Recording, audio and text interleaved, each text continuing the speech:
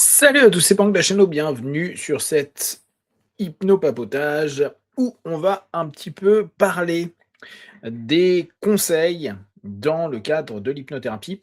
Ce matin, je vous avais fait une vidéo il y a quelques jours. En ce moment, j'ai de l'avance sur mes vidéos, donc quand je passe à autre chose, je préfère laisser et s'il y a un problème, comme ça, je reviens sur des lives, c'est mieux.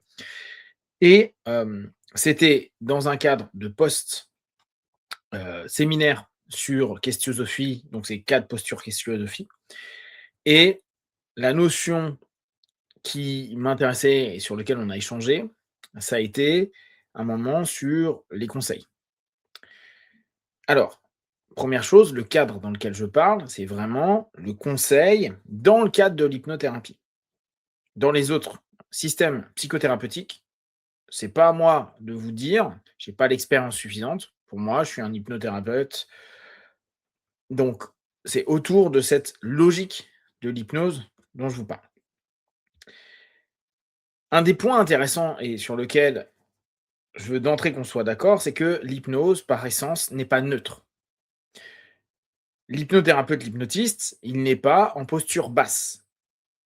Il n'est pas dans une dimension où il est, entre guillemets, comme en psychanalyse, à dire: «Je suis juste en écoute, je suis en posture basse et j'accompagne ce que tu dis, voire, en fonction des obédiences, je suis dans un silence». L'hypnothérapeute, qu'il soit direct ou indirect, est quelqu'un qui, à l'inverse, a une posture haute, qui peut être caché sous une bienveillance, une écoute, qui ramène à une idée de posture basse, un petit peu sur des logiques rogeriennes, mais c'est pas le cas. Pour une raison simple, qui est qu'on a 2 éléments clés dans notre processus, qui sont la transe. Transe qu'on facilite, donc on est quand même un co-acteur pour que la personne puisse rentrer dans sa transe. On va être celui qui va lui permettre de l'exploiter, donc on est actif dans cette démarche-là. Même si bien sûr en interne, on ne sait pas ce qui se passe. L'expérience peut donner des feedbacks intéressants, mais on ne sait pas. Deuxième chose, la suggestion. À l'inverse de beaucoup de systèmes où peut-être va y avoir une psychopédagogie, va y avoir un référentiel de base sur lequel le praticien va pouvoir s'appuyer, qui est, pour nous, hypnotistes, des suggestions indirectes, souvent dit en substitution. Mais si on reprend cette notion, nous, en hypnose, on est des personnes qui allons suggérer quelque chose, au travers de ce qui a été dit, au travers de ce qui a été vu. Et comme on sait très bien qu'une suggestion n'est pas un absolu, c'est pas une impression dans le subconscient de la personne, c'est une proposition que la personne peut accepter ou pas. Alors après, ça va bien sûr dépendre des écoles. L'école directe accepte complètement l'idée que la personne dise non et rejette cette idée, cette suggestion, cette orientation qu'on est en train de lui mener. Ça peut être parce que ça ne lui parle pas, tout simplement. Ça peut être parce qu'il y a une résistance. À nous de voir, de partager, d'échanger en transe à ce sujet-là. Ou on a la version qui serait plutôt indirecte, où la personne peut ne pas se rendre compte qu'à un moment donné, on est en train de lui suggérer quelque chose. D'ailleurs, à ces moments-là, il y a peu d'échanges verbaux. Éventuellement, il peut y avoir des échanges qui vont être plutôt kinesthésiques. On va parler de signaux idéomoteurs. Ok. C'est pas toujours le cas, hein. Bien sûr, il y a de l'hypnose dite conversationnelle, qui est une hypnose dite indirecte, qui peut faire parler à un niveau donné. Seulement, il y a souvent cette envie d'aller proposer une suggestion, la répéter, directement ou indirectement, pour éventuellement la faire fleurir dans le subconscient de la personne. Donc, nous ne sommes pas des personnes neutres. Nous ne sommes pas un système d'accompagnement neutre du tout. À l'inverse de plein d'autres systèmes qui vont dire: «Non, non, non, nous on a une posture qui est basse ou qui est un peu différente». L'hypnose est hyper engageant pour l'hypnotiste. C'est pour ça qu'il y a des moments, ça accroche pas. Ça accroche pas parce qu'on n'arrive pas à accepter les suggestions, la façon dont c'est emmené ou la manière dont est cadrée une session. On a l'impression que ça peut être, agaçant, énervant, intrusif même, heu et ou pas assez speed, pas assez, direct. Ça va dépendre complètement des personnalités de tout à chacun. C'est pour ça que c'est cool qu'il y ait plein de styles, c'est pour ça que c'est cool qu'il y ait plein de thérapeutes, de praticiens et d'hypnothérapeutes, parce que les gens peuvent trouver les styles qu'ils aiment bien. Après, on pourrait se dire potentiellement, on pourrait recevoir, on étant l'ensemble des hypnothérapeutes, n'importe qui, vu que très souvent, il va y avoir un rapport transférentiel qui se fera et nous, on n'est que le réceptacle, à un moment donné, de la perception ou de l'idée qu'ils ont ou qu'ils veulent se faire. C'est Laurence. Donc, cet élément, il est essentiel à prendre en compte parce que on n'est pas dans l'accompagnement de la plupart des psychothérapies. On est engagé et nos suggestions ne sont pas neutres. Les suggestions, elles sont une décision qu'on a prise avec ce qui a été dit avec le partenaire et avec cette idée que le partenaire de session, donc le client, le patient, hein, va pouvoir à n'importe quel moment dire non. On peut dire oui, mais attention, va y avoir l'influence de la posture d'autorité, mais on est dans de l'hypnose. Donc la posture d'autorité, la posture de suggestion, elle est complètement présente. C'est pour ça que quand on parle d'hypnothérapie, on parle vraiment d'un cadre hyper spécifique. Et même si elle fait partie des écoles de psychothérapie, c'est, bah, on va dire comme à peu près toutes les écoles, c'est spécificité. Nous, notre spécificité, c'est hyper engagé, hyper engageant. Et à partir de là, l'hypnothérapeute, il a son rôle, il n'est pas tout à fait neutre. Les systèmes ont voulu se développer, notamment avec le retour de l'hypnose en France, donc avec tout ce qui est nouvelle hypnose, tout ce qui était associé à ce qu'on pourra classiquement dire de l'hypno-PNL, avec une notion de ne pas mettre le praticien dans une posture euh, qui pourrait être problématique. Donc, très souvent, on crée dans un pré-talk un présupposé qui est le subconscient, c'est ce qui est bon, il va prendre ce qui est bon pour lui, il va rejeter ce qui ne l'est pas, etc., etc. Ce qui est plutôt cool. Pour moi, il y a quand même le conscient et le subconscient, et ils adhèrent ou ils adhèrent pas à la suggestion. Et c'est pour ça qu'au niveau somnambulique, même s'il y a énormément de choses qui vont venir spontanément, le conscient peut à n'importe quel moment faire je veux pas. Et nous, quand on ratifie les mots, euh, la réponse à notre suggestion physique, émotionnelle, etc., on va lui dire là, il y a peut-être quelque chose qui te dérange. Il y a peut-être quelque chose qui est non OK. Il est hyper important pour l'hypno d'apprendre à ce que les personnes refusent ce qu'on leur propose. Et c'est pas parce qu'ils sont contre, c'est peut-être une résistance, c'est peut-être un besoin à ce moment d'exprimer autre chose. Et c'est à nous de l'interroger dans sa transe qui souvent va amener des choses parfois plus spontanées, des sensations, des émotions, peut-être des plans différents qui vont nous permettre de comprendre des choses. Donc, à partir du moment où on a ce cadre de départ et la posture sur laquelle j'insiste, où nous ne sommes pas neutres et nous sommes donc engagés dans nos suggestions et que nos suggestions ne sont pas neutres parce qu'elles sont le reflet, et là, ça va introduire ce que je veux un peu partager ce soir, ça va refléter notre expérience, notre connaissance, ce qui a été bien sûr échangé. Mais souvenez-vous, il y a un truc aussi très spécifique dans l'hypnose, c'est les scripts. Il y a des écoles entières qui fonctionnent sur des scripts, c'est pas un problème. On peut être d'accord ou pas d'accord, ce n'est juste pas un problème. Ça fonctionne, il y a des personnes qui, en faisant leur script, en les adaptant un tout petit peu, ça fonctionne. C'est toujours la même chose aux mêmes personnes. Donc, on a un ensemble d'éléments qui sont prédéterminés et c'est OK. Cette notion de dire, à un moment donné, heu, on entraîne des séances qui peuvent être scriptées, qui seront toujours les mêmes suggestions, c'est parce que l'expérience a amené, avec les années, cette validation. Je me souviens de Don Motin qui doit être maintenant le président à la NGH. Je suis pas sûr, je ne sais plus qui est devenu président depuis la mort de Dwayne.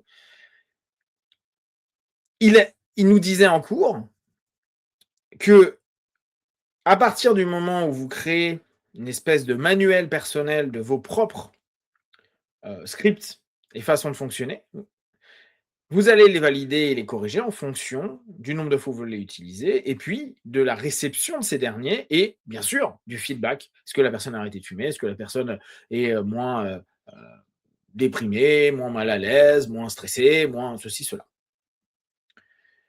Donc, on a cette notion de dire l'expérience de l'hypno et les suggestions qui ont déjà été utilisées peut-être des milliers de fois sur des centaines et des milliers de partenaires de session ont été fonctionnelles. Donc, même si la personne me dit rien d'ailleurs, ou si elle me dit non, bah, on change. Mais si elle me dit rien, je pars du postulat que ça peut l'aider. Parce que sur des centaines de personnes qui avaient les mêmes problématiques, bien sûr, c'est pas la même histoire, mais les mêmes problématiques. N'oubliez pas, on ne doit pas se faire avoir par le récit, on ne doit pas se faire avoir pour le storytelling. On va tenter d'aller chercher les patterns, on va aller chercher les modèles, les fonctionnements qui sont dissonants. Or, souvent, les fonctionnements dissonants, ils sont communs aux humains. L'histoire va juste donner une teinte. Donc, l'hypnose va amener cette démarche de se dire, bon, bah, il y a factuellement, quand j'utilise ce protocole, ce script, il y a tant de retours.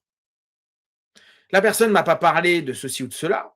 Pour autant, je vais l'utiliser. Très souvent, je vous reprends le protocole tabac de Kine, qui a été celui qui a été certainement le plus copié, et après, où certains hypnos ont ajouté des éléments, des petites modifications en fonction des réponses de leurs partenaires. Mais à l'époque, Kine, il ne se prenait pas la tête, c'était toujours le même protocole, avec un taux de réussite qui était très élevé. Alors qu'il allait toucher des éléments qu'il avait considérés comme étant utiles pour tous les fumeurs, comme des protocoles pour des alcooliques, comme des protocoles pour des personnes qui ont du stress X ou Y, la peur de parler en public, les notions basiques d'ailleurs qu'on va revoir, les métaphores que l'on peut utiliser potentiellement pour une personne qui a un problème d'expression de lui-même, pour des personnes qui ont différents pathos, on réutilise, on reprend les mêmes idées. Donc, il faut vraiment prendre ça en compte. L'hypnose a pris énormément attention sur le fait que la connaissance acquise par les générations précédentes, plus celle qu'on a acquise nous-mêmes, on peut les, et là le mot va être gênant, mais c'est une réalité, on va les suggérer, slash, ils n'ont pas le choix de notre suggestion. Ils ont le choix de dire oui, ils ont le choix de dire non. Ça, c'est complètement vrai. Après, on va le dire, oui, mais le subconscient, si en plus on a cette notion-là, il peut décider s'il est d'accord ou pas d'accord par rapport à ce que vous êtes en train de dire et d'en faire ce qu'il veut. Complètement vrai. En tout cas, ça, on n'en sait rien, donc on estime que c'est vrai. Mais vous êtes d'accord que d'entrée, l'hypno, il a cette spécificité-là d'imposer. De faire en sorte que ce qu'il a testé X fois, il le fait. Donc, cette notion d'expérience est quelque chose qui est valorisé dans l'hypnose. Du coup, ça introduit un élément dont je parlais pendant le séminaire et qui, moi, avec les années, a été quelque chose auquel j'ai changé mon regard. C'est le conseil. Alors, attention, le conseil dans le cadre d'une hypnothérapie où on utilise des suggestions et on utilise la transe. Pas dans une psychothérapie. Je ne sais pas comment les gens vont vouloir travailler dans la psychothérapie. On sait que dans la psychanalyse, c'est niet. On sait que dans certains systèmes, c'est niet. Pourquoi j'ai changé d'avis? Hello, même principe actif entre la suggestion et un médicament. Donne plus de précision, s'il te plaît, Delph. Qu'est-ce qui m'intéresse? C'est que, au départ, je me disais, parce que je l'avais appris comme tel et parce que, mine de rien, et c'est ce que je disais pendant le séminaire, on est sur des fonctionnements, même si aujourd'hui on dit la psychanalyse c'est de la merde, c'est pas bien, et tout ce qu'on peut critiquer dessus, on est sur des fonctionnements à se dire, non, jamais il faut faire ça. Parce que la psychanalyse l'a définie comme telle. Et après, vu que ça a été un présupposé, donc quelque chose qu'on a admis, que parfois on n'a même pas remis en question, on l'a admis comme étant vrai. Et de génération en génération, quand tu demandes à des personnes qui font aussi bien des études en psychologie, des personnes qui ont fait différentes écoles de psychothérapie, ou des personnes qui ont même fait de la psychiatrie, où ils ont vu un petit peu ces notions-là, ils ne peuvent pas te dire pourquoi ils pensent autrement. Ils ne pensent pas autrement parce qu'ils ont juste acquis, donc ce qu'on appelle le biais d'ancrage, en gros, la feuille blanche, c'est ce qu'on nous a dit, on le dit depuis des années, tout le monde le dit, dans tous les bouquins ça l'est, donc c'est mais on n'a pas forcément remis en question. Et ça, c'est assez intéressant parce que sur plein de choses où on va entendre les gens cracher sur l'analyse, derrière, on réutilise des croyances ou des patterns qui ont été développés par eux et tellement pris par plein de personnes que la masse a fait l'adhésion. En tout cas, j'avais donc moi-même ce biais, et j'en ai des milliards, hein. Et du coup, je me disais: «Bah non, c'est pas cool, faut laisser émerger la réponse du subconscient du partenaire». Alors, la réponse, c'est beaucoup dire, c'est souvent exprimer, laisser émerger une idée, un concept de la part du partenaire qu'on va développer au travers du questionnement. C'est pour ça que je trouve que c'est tellement important. Du questionnement, du recadrage du pattern. OK, tu m'as dit ça, plus ça, plus ça, plus ça. Est-ce que tu es d'accord? Est-ce que c'est le récit que tu te fais ou la manière que tu as de penser ou est-ce qu'il y a des éléments que tu vas rajouter ou enlever? À partir de ce moment-là, l'émergence que je pensais être quelque chose qui allait venir de la personne, bah, pour des personnes, ça ne fonctionne pas. Pourquoi? Parce que pour plein de raisons, des blocages divers, on va se rendre compte qu'il n'y a pas ni la capacité d'aller prendre le message, ni se rendre compte que le message a été dit. Souvent, il y a des choses qui sont dites, et c'est là où moi ça a commencé un peu à tilter, à dire: «Mais il me l'a dit ça en session. Il me l'a dit en transe. Il s'en souvient peut-être plus, mais il me l'a dit».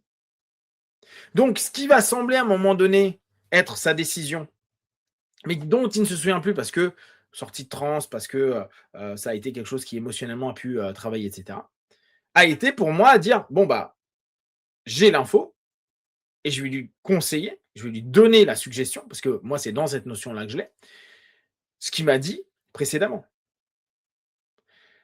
Donc au fur et à mesure, je me suis dit: «Bah oui, on peut reprendre des éléments, des logiques, des choses qu'on a captées, plus» et là on revient sur le principe de script, d'expérience qu'on a pu avoir, soit acquis par d'autres personnes, soit par notre propre pratique, et on cumule les 2 et on peut se dire: «OK, j'ai de l'info de la personne. En général, ceci entraîne cela ou ceci peut être corrigé avec cela» et du coup, je peux proposer à la personne d'aller dans telle direction.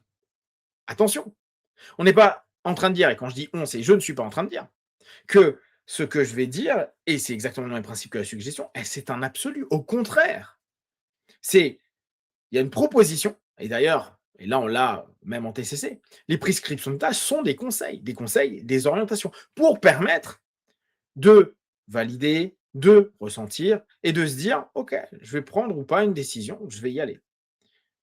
Donc, on a un ensemble d'éléments qui peut apporter cette notion à dire: «Bah, moi, sur l'expérience que j'ai», et moi, très souvent, ce que je fais, c'est que je fais je fais une substitution et je prends des points de référence que j'ai, au travers d'ouvrages, de pensées, de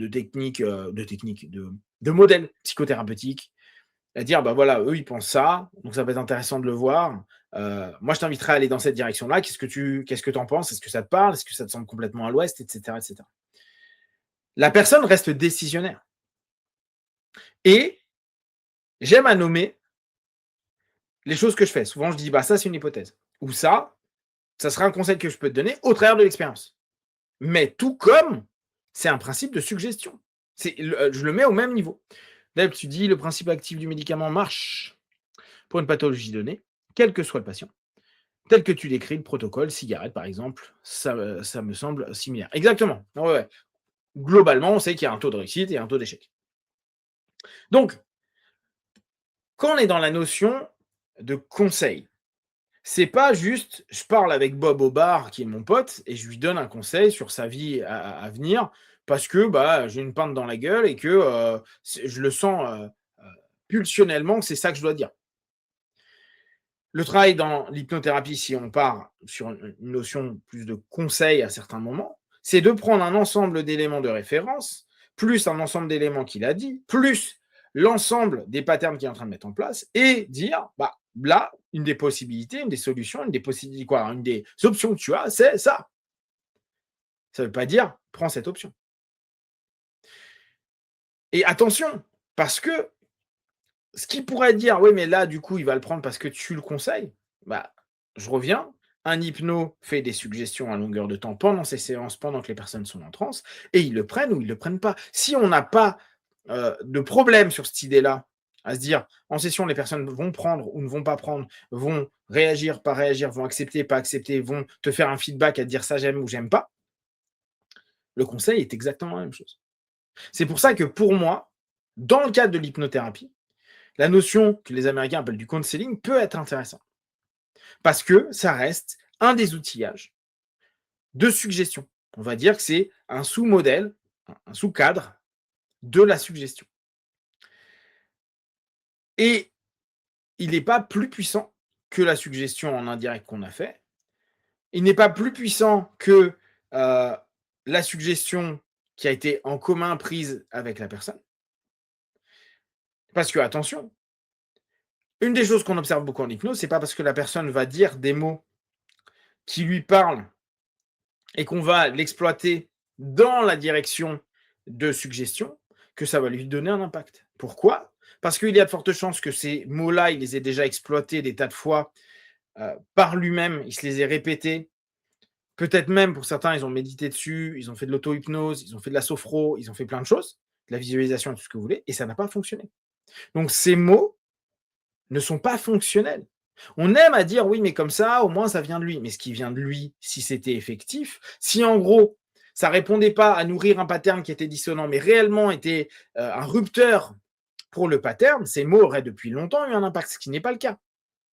Quand on répète les mots des personnes, alors que ça ne vient pas d'une espèce d'interruption de pattern ou d'émergence où la personne va dire waouh, ce mot-là, je ne m'y attendais pas, ou cette sensation que ça vient de me faire, je ne m'y attendais pas, ces mots ne valent rien. Et c'est là où, pour moi, on a une énorme différence avec les copains des psychanalyses ou des psychothérapies de façon générale.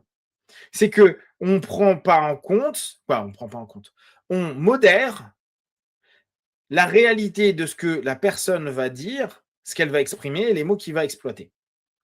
On va déjà lui faire redéfinir. Et souvent, vous allez vous rendre compte qu'en recadrant les mots, les personnes la voient d'une manière, et si vous le répétez, vous l'avez peut-être avec une intention parce que vous avez compris dans son pattern quelque chose qui est en fait absolument pas ce qu'il a dit. Et parce que l'efficience du mot qui vient de la personne n'apporte pas du bien-être. Donc, et je vais conclure là-dessus. Comme je vous ai dit, je ferai une petite demi-heure. Là, on a 22 minutes. L'idée, c'est de se dire, on ne doit pas pousser une personne à suivre notre conseil. On doit prendre le conseil comme une suggestion. Et quand la personne est en phase de décision, l'interroger sur le pourquoi de sa décision. En général, ce n'est pas qu'un seul truc que vous avez dit, c'est un ensemble et un cumul de points de vue qu'il a eu, de sensations qu'il a eues, d'émotions, de liens qu'il a fait. Et si on revient sur le message que j'ai eu tout à l'heure, c'est la différence avec la personne qui va dire fais ça. Le conseil, c'est je te conseille de tester ça, de voir ce que ça peut faire, de penser comme ça. Mais ça ne veut pas dire qu'on va le valider. Parce que effectivement, et on revient sur le message que j'ai reçu tout à l'heure, ça pourrait emmener de l'emprise sur quelqu'un. Et des personnes, ne vous inquiétez pas, dans l'accompagnement, ne cessent de le faire. Il y a plein de gens qui gardent de l'emprise parce que ça leur fait du coup devenir une espèce de gourou, alors de sachant, on va dire, sur lequel il va dire à la personne, ça fonctionne comme ça, tu fais comme ça, et tu as vu, ta vie est beaucoup mieux depuis. Ce qui est intéressant avec les notions psycho, c'est toujours interroger ce qui est en train de se passer, interroger le pattern et voir si ça correspond au pattern ou si c'est quelqu'un qui tente d'emmener vers quelque chose qui ne correspond pas. Le conseil est une option. Il se questionne, il se teste et après, il y a du feedback. Le conseil est rarement un truc radical. Mais il peut devenir radical chez certaines personnes pour une raison toute bête.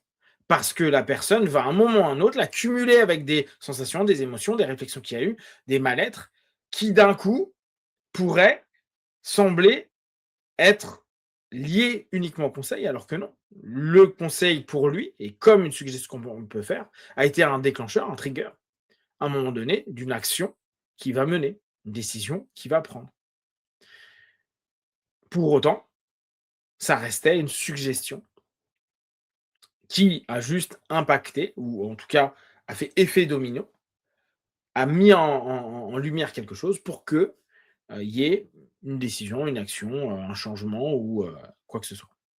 Nous ne sommes pas, heu, dans une notion neutre, donc c'est à nous de prendre attention. C'est pour ça que c'est toujours intéressant de faire de l'hypnopédagogie et de ramener ce qu'on est en train de dire au travers de choses qui ont été, proposées dans des modèles. Si on a en plus quelques notions ou, sur ce sujet-là, où on sait qu'il y a des études et autres, pour aussi pousser la personne à aller s'informer. Nous ne sommes pas des sachants, on est des personnes qui créons des propositions. On est des personnes qui offrons des options. Nos suggestions sont des options. La transe, dans le cadre dans lequel on le fait, n'est qu'une option pour la personne qui vient nous consulter. Je vais m'arrêter là pour ce soir en souhaitant que, ça a pu vous donner, quelques infos. C'est globalement ce que j'avais dit en 10 minutes dans la vidéo qu'il y a pas eu ce matin. Du coup, l'idée, c'est que quand le conseil est une hypothèse à tester, à l'intersection de ce que dit la personne, de l'expérience clinique, du praticien et de ce que dit la théorie des sciences. Exactement. C'est pas un conseil de: «Ah ouais, mais Brad, il a fait ça». Mais je pourrais dire: «Bah, Brad, il a fait ça». Mais Brad, il a fait ça, il avait un contexte qui était peut-être un peu différent, donc je vais le poser, je vais dire: «Oui, il y a quelqu'un qui vivait à peu près le même truc, il a pris telle décision. Mais attention, il avait tel type de truc. On sait de façon générale que ça peut être fonctionnel sur ça parce que la plupart du temps, sur tel type de pathos, ces personnes réagissent comme ça, blablabla». Mais en fait, c'est vraiment un cumul de choses. C'est pas juste: «J'ai un bon feeling, tiens, tu devrais faire ça». Ah non, non, non, là, j'ai un mauvais feeling, ne le fais pas. C'est un travail qui conglomère et qui amène une hypothèse de travail à venir, à tester en l'occurrence, et qui peut amener quelque chose de OK. On s'arrête là pour ce soir. Si vous avez des questions, des remarques, vous n'hésitez pas et je vous dis à très vite. Ciao!